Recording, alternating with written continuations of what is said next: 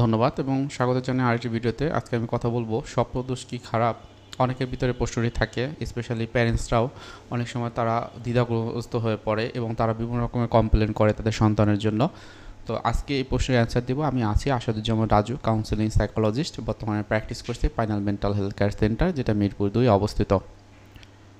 স্বপ্নদোষ হচ্ছে একটি ন্যাচারাল বা প্রাকৃতিক একটা ঘটনা যেটা আমাদের শারীরিকভাবে হয়ে থাকে।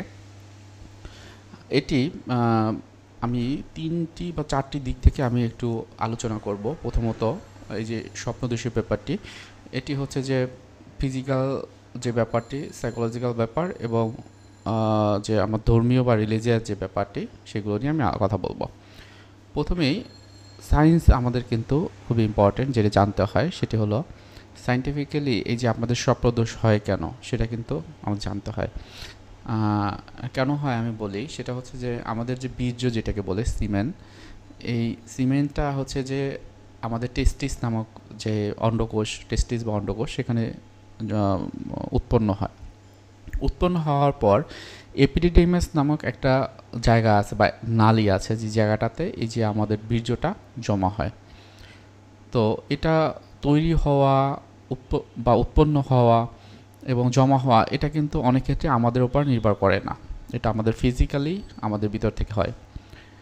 এখন এই জায়গাটাতে যে জিনিসটি খুবই গুরুত্বপূর্ণ সেটা হলো, এটা কিন্তু সায়েন্টিফিক্যালি প্রুভেন যে এইখানে এই সিস্টেমই কিন্তু হতে থাকে।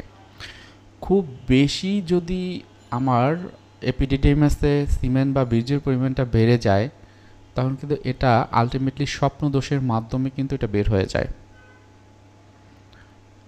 এখন এই কথা বলার পর আরেকটা জিনিস খুবই গুরুত্বপূর্ণ আমার মনে পড়েছে, সেটা হলো এই যে আমাদের এটা হচ্ছে স্বপ্নদোষটা, এটা কিন্তু আমাদের একটা সেক্সুয়াল একটা স্যাটিসফ্যাকশনও, অনেকে কিন্তু স্বপ্নদোষ হওয়ার পর একটা ভালো লাগাও কাজ করে। তো এটা কেন করে? এটা করে কারণ আমরা যুগের পর যুগ বা আমাদের পূর্বপুরুষরাও কিন্তু আমরা সেক্সুয়াল ওয়েলবিংও বলা হয়, আমরা সেক্সটাকে এনজয় করি। তো ওই জায়গাটাতে আমরা যে সেক্সুয়াল যে আর্ট, সেটা ফুলফিল করতে পারি বেশ কয়েকটা ধরনের। যেমন এক হলো আমরা মিলিত হওয়ার মাধ্যমে আমরা কিন্তু আমাদের সেক্সুয়াল আর্টসটা ফুলফিল করতে পারি। দ্বিতীয়ত মাস্টারবেশনের মাধ্যমে। তৃতীয়ত এই যে স্বপ্নদোষের মাধ্যমে। এখন স্বপ্নদোষের ব্যাপারটি যদি এরকম হয় যে আমার টেস্টিসে সিমেনের পরিমাণটা অনেক বেশি হয়ে গেছে, তখন কিন্তু আলটিমেটলি এটা স্বপ্নদোষের মাধ্যমে বের হয়ে যায়। এছাড়াও আমরা যদি মাস্টারবেশন করি বা আমরা একটা সেফ এনভায়রনমেন্ট বা একটা মানে আমরা যে সেক্সুয়াল যে আর্টসটা ফুলফিল করার জন্য যে অ্যাক্টিভিটিগুলো, এগুলো যদি করি, তখন কিন্তু হয়তো বা দেখা যাবে এই স্বপ্নদোষের যে মাত্রা বা অন্য কিছু কমে যাবে।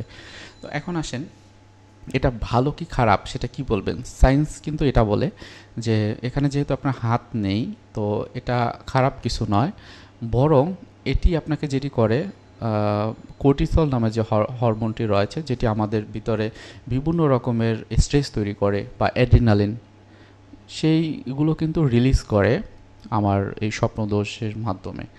সো এটা কিন্তু খুব, মানে এটা কোনো খারাপের দিক এখানে পাওয়া যায়নি।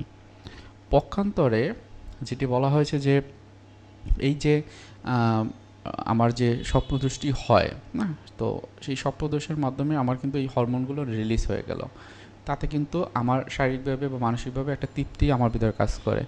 তো এখানে কোনো সমস্যা নেই। কিন্তু ধর্মীয়গত কারণে যদি আমি চিন্তা করি যে আমি একটা অপরাধ করে ফেলছি, তখন কিন্তু এটা একটা সমস্যা হিসেবে আপনার ভিতরে থাকবে। তখন এই ধর্মীয় দৃষ্টিকোণ থেকে হয়তো আপনার চিকিৎসা নেওয়ার দরকার হবে। এখন সাইকোলজিক্যাল বিষয় কিন্তু খুব ইম্পর্টেন্ট। সেটা কি, আপনি হয়তো এটা করার পর আপনার ভিতরে হীনমন্যতা কাজ করে, আপনার মনে হচ্ছে যে আপনার কনফিডেন্স কমে যাচ্ছে, আপনি একজন খারাপ পার্সন। এই জিনিসগুলো যদি হয়, তখন কিন্তু এটা ধরতে হবে যে এটা একটা সমস্যা এবং এর জন্য আপনাকে চিকিৎসা নিতে হবে। অনেক ক্ষেত্রে দেখা যায় যে এটা যখন হয় স্বপ্নদোষ, মানুষের সাথে মিশতে গেলে একটু সমস্যা বোধ করে, তখন সোশ্যালি আইসোলেটেডও হয়ে যায়। সমাজে মানুষের সাথে মিশতে গেলে তখন তারা মনে করে যে আমার যে এরকম হচ্ছে, আমার চেহারা, অঙ্গভঙ্গি বা আমাকে দেখে কি তারা বুঝে যাবে? তখন সমাজের মানুষের সাথে মিশে না, যায় না। তো এই ঘটনাগুলো যদি হয় তাহলে কিন্তু এগুলো দোষ, এবং এই ক্ষেত্রে আপনার সঠিক চিকিৎসা নিতে হবে। কিন্তু সায়েন্টিফিক্যালি যে জিনিসগুলো বলা হয়েছে যে এটা আসলে কোনো দোষের না, বরং শারীরিক এবং মানসিকভাবে আপনার ভিতরে কর্টিসল এবং অ্যাড্রিনালিন যে হরমোনগুলো নিঃসরিত হয়, এর মাধ্যমে আপনার স্ট্রেসের পরিমাণ অনেক কমে যায়। আপনি যদি একজন স্টুডেন্ট থাকেন সেক্ষেত্রে দেখবেন যে আপনার যে পড়ালেখা মন বসা বা আপনি যে কাজগুলো করবেন সেগুলো দেখবেন মোটামুটি আগের থেকে বেটার ফিল করবেন। এবং এটাও খুবই গুরুত্বপূর্ণ, যদি এটা স্বপ্নদোষটা অনেক বেশি হয়, অতিরিক্ত হয়, তখন কিন্তু আপনার ফিজিক্যাল হ্যাজার্ড হতে পারে, কারণ আমরা জানি কোনো কিছু অতিরিক্ত কোনো কিছুই ভালো না। সো এই দিকটাও খেয়াল রাখবেন, এবং অন্যান্য যে বিষয়গুলো বললাম সেগুলোও খেয়াল রাখবেন। যদি অনেক বেশি সমস্যা আপনি ফিল করেন সেক্ষেত্রে আপনি একজন প্রফেশনাল হেল্প নিতে পারেন, সে হয়তো আপনার সাইকো এডুকেশন দিবেন এবং আপনার কিছু থেরাপিউটিক টেকনিক রয়েছে সেগুলো আপনাকে শিখিয়ে দেবে। তখন আপনি দেখবেন যে অনেক ভালো থাকবেন এবং ভালো ফিল করবেন। সবাই ভালো থাকেন, সুস্থ থাকেন। আসসালামু আলাইকুম।